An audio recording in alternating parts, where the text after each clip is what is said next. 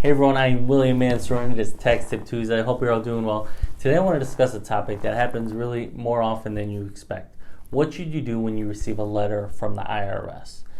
Just want to throw this out there. The IRS will never text you, never reach out to you through social media, and usually their first method of contact is never a phone call. So ignore those.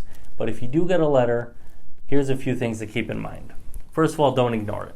The IRS is sending you a letter for whatever reason, maybe a discrepancy in your tax return from their records, could be maybe a missing payment, maybe you already made the payment but they missed that payment on their file. So make sure you don't ignore it. Secondly, don't panic. Usually all you need to do is respond to the IRS in a timely manner and you can get the issue resolved. You may not always owe money. There may be a mistake the IRS made, but you want to make sure you don't panic. And if instructed, you want to reply. Don't reply unless they ask you. Sometimes it's just a letter giving you some tax information, what they did with your refund, what they did, why you didn't receive a refund yet, why are they sending you interest maybe for a late refund. Review the information. You want to make sure you review that letter in detail so you understand what's going on.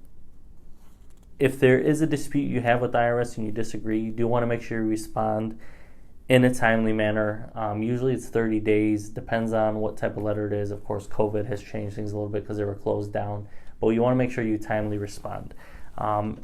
You really don't need to call the IRS usually, but if you do want a little more clarification, you might want to try that. It is really difficult to get a hold of them during this time, so your best option is probably to reply. Last thing to remember, avoid scams. Like I said, they won't text you. IRS won't reach out to you through social media, and usually their first communication is through a letter, not a phone call. So if somebody on the phone is on the IRS and demanding you make a payment, usually just hang up. They're usually scammers. You will most likely receive a letter before they call you.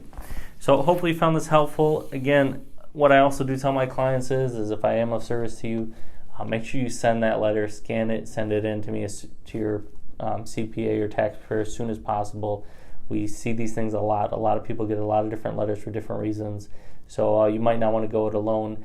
If you have any questions or you'd like to discuss this further, please feel free to reach out. Again, everyone, I am William Mansour, and this has been your Tax Tip Tuesday.